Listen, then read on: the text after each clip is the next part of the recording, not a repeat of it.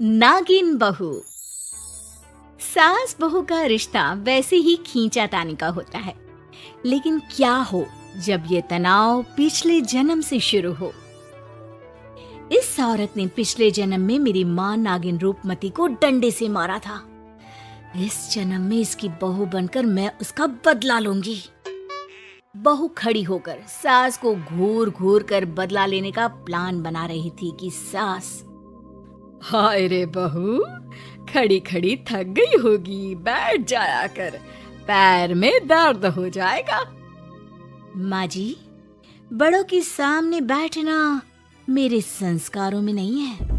अरे बहू, कैसी बात कर रही है, बेटी है तू हमारी, बैठ जा। बहू बैठ जाती है।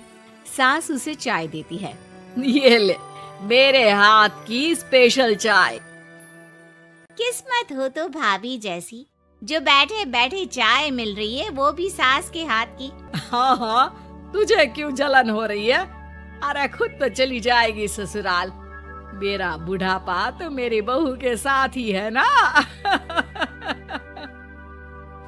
बहू सास की बात सुनकर थोड़ा मुस्कुराती है, लेकिन अगले ही पल मन में सोचती है, नहीं नहीं नैना, तुझे बदलना नहीं है, ये सब इस औरत की चाल है, मुझे इससे बदला लेना है।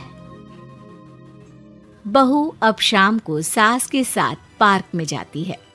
वो टहल रही होती है कि उसकी एक सहेली मिल जाती है। अरे वाह, क्या बात है, सास बहू घूम रही हैं। लेकिन जरा बचकर, वो क्या है ना, एक जानलेवा बीमारी फैली हुई है ना।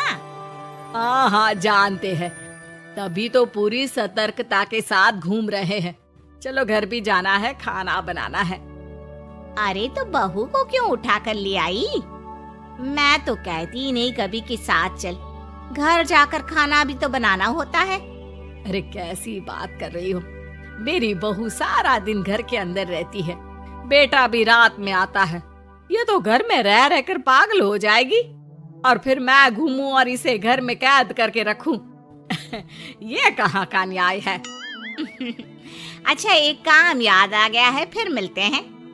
वो वहाँ से बहाना बनाकर चली जाती है।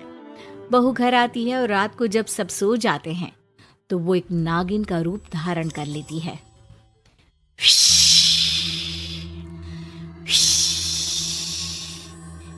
जाने कहाँ चली गई बुढ़िया, आज तो मैं इसका काम तमाम करके ही सांस लूंगी। मेरी माँ के साथ जो इसने किया, वही मैं इसके साथ करूंगी।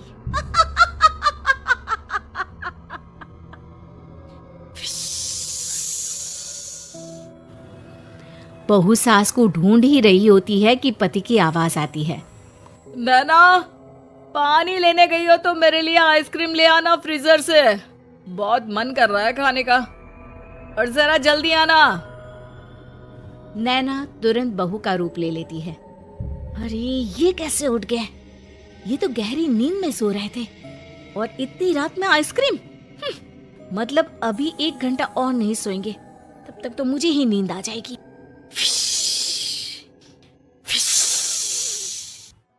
अरे कहाँ हो यार?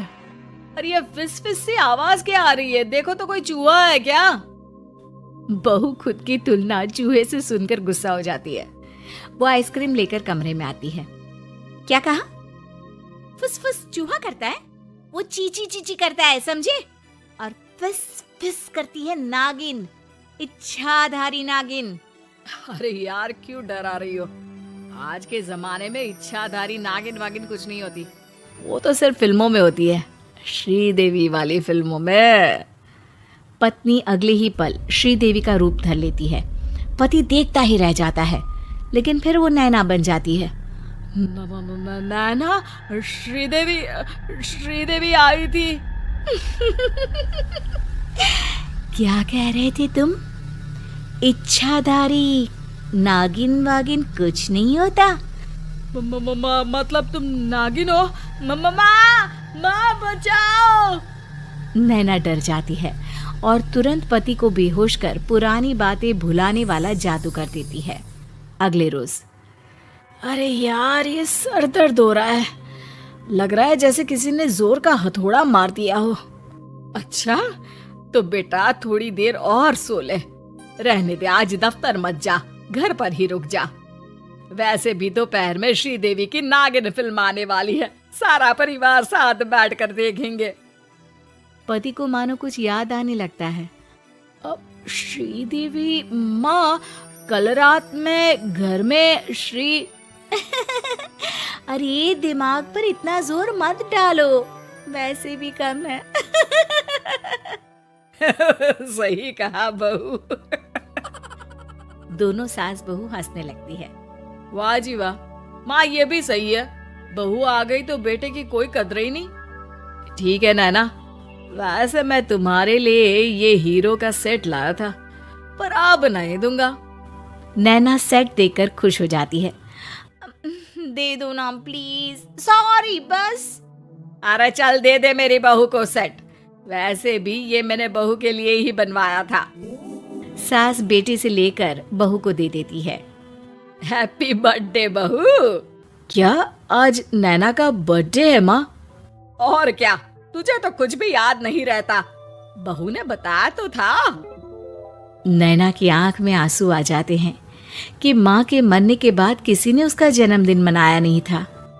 नैना सास की पैर छूती है और फिर तुम दोनों कहीं घूम आओ, रात का खाना मैं बना कर रखूंगी।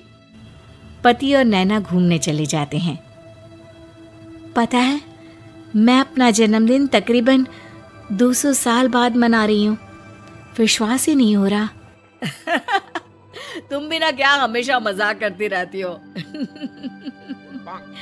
नहीं, मैं सच कह रही हूँ। खैर, बात आई गई हो जाती है। दोनों पार्क में घूम रहे होते हैं कि पति अचानक नैना को धक्का दे देता है और नैना गिर जाती है।